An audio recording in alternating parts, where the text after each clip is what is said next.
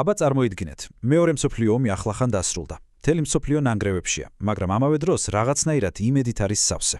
თუმცა, აი ამ ქაოსში გამარჯვებული მოკავშირეები, რომლებიც სულ ცოტა ხნის წინ მხარდამხარი იბრძოდნენ, უცებ ერთმანეთს შორდებიან.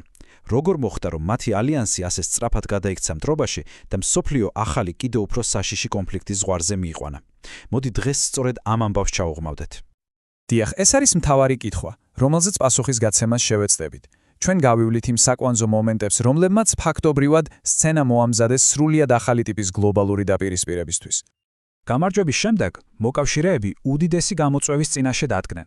პირველი და ყველაზე რთული კითხვა იყო, რა ვუყოთ დამარცხებულ გერმანიას და როგორ უნდა აღსრულებულიყო სამართალი იმ წარმოუდგენელი სისასტიკისთვის, რაც მსოფლიო მიიხილა.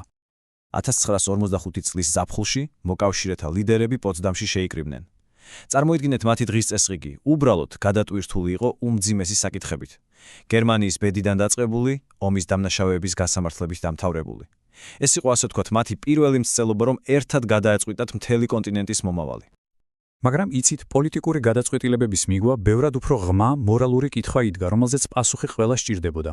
როგორ შეიძლება დაისაჯოს ასეთი კოშმარი, ასეთი წარმოუდგენელი ბოროტება? და აი ამ კითხვაზე პასუხი გახდა ნიურნბერგის პროცესი. აქ ისტორიაში პირველად დამკვიდრდა პრინციპი, რომ ლიდერები ვეღარ დაიმალებოდნენ სახელმწიფოს სუვერენიტეტის უკან. მათ პირადად უნდა ეპასუხათ საკუთარ ქმედებებზე. ეს იყო სრულიად რევოლუციური სტანდარტი საერთაშორისო სამართალში. ნამდვილი გარდატეხა. ამ ძიმე პროცესების პარალელურად სოფლიოში რაღაც წარმოუდგენელი ხდებოდა. ოპტიმიზმის პიკი იყო. ყველას უნდოდა, რომ მსგავსი კატასტროფა აღრასდროს განმეორებულიყო და ამისთვის რაღაცა ახალი მტკიცე მექანიზმი იყო შესაქმელი. 1945 წელი ეს თარიღი ისტორიაში შევიდა არამხოლოდ როგორც ომის დასასრული, არამედ როგორც ახალი იმედის დაბადების წელი. იმედის, რომ კაცობრიობას შეეძლო შეექმნა ორგანიზაცია, რომელიც მომავალში მშვიდობას დაიცავდა. გაერო სწორედ ამ ომის შემდგომი იდეალიზმის კულმინაცია იყო. მისი მიზნები ძალიან კეთილშობილური და ამბიციური გახლათ, ხო ხვდებით? მშვიდობის დაცვა, ადამიანის უფლებების ხელშეწყობა, საერთაშორისო თანამშრომლობა.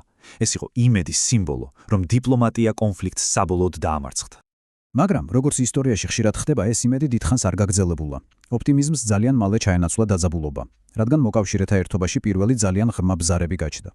საქმე ისაა, რომ გამარჯვების ეიფორიის მიღმა იმალებოდა ერთი ფუნდამენტური პრობლემა. საერთო მტრის დამარცხება სულაც არ ნიშნავდა საერთო მიზნების არსებობას. დასავლეთსა და საბჭოთა კავშირს რადიკალურად განსხვავებული წარმოდგენები ჰქონდათ იმაზე, თუ როგორი უნდა ყოფილიყო მომავალი სამყარო. ეს იყო ორი სამყაროს შეჯახება. აი შეხედეთ, ერთ მხარეს გვაქვს დასავლური მოდელი, თავისუფალი ბაზარი, დემოკრატია, ღია საზოგადოება. მეორე მხარეს კი საბჭოთა კავშირი, სახელმწიფოს მიერ კონტროლირებადი ეკონომიკა და კომუნისტური იდეოლოგიის გლობალური ექსპანსიის სურვილი. ეს იყო ორი აბსოლუტურად შეურიგებელი ხედვა. და აი, ჩვენი ისტორია კულმინაციას უახლოვდება. იმ მომენტს, როდესაც ამ ახალ განხეთქილებას თავისი სიმბოლური და სიმართლე გითხრათ საკმაოდ აუბედითი სახელი მიენიჭა. ეს ქრონოლოგია ძალიან კარგად გვიჩვენებს, თუ რა ელვისის სწრაფით გაქრა 1945 წლის ოპტიმიზმი. წარმოიდგინეთ, სულ რაღაც რამდენიმე თვეში იმედი შიშმა და გაფრთხილებამ შეცვალა. მაინც რა მოხდა 1946 წლის მარტში ასეთი? დაიმახსოვრეთ ეს ადგილი და თარიღი, რადგან ის ისტორიაში შევიდა.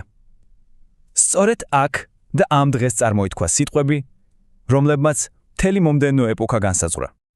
ჩერჩილის ამ სიტყვებმა ფაქტობრივად სახელი დაარქვა იმას, რასაც ყველა უკვე გრძნობდა. ევროპა გაყოფილი იყო. რკინის ფარდა ეს ფრაზა გახდა ამ ახალი სასტიკი რეალობის შემზარავი და დაუვიწყარი მეტაფორა. დასკვნა მარტივი და გარდაუავალი იყო.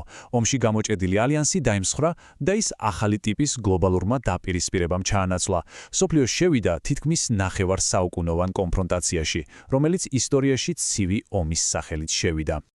და აი ასე, იმედით დაწყებული რამდენიმე წელი ნახევარ საუკუნოვანი გლობალური კონფლიქტის დასაწყისად იქცა. ეს ამბავი კიდევ ერთხელ გვახსენებს, თუ რაოდენ მყიფეა მშვიდობა, განსაკუთრებით მაშინ, როდესაც გამარჯვებულებს მომავლის სრულიად განსხვავებული ხედვები აქვთ.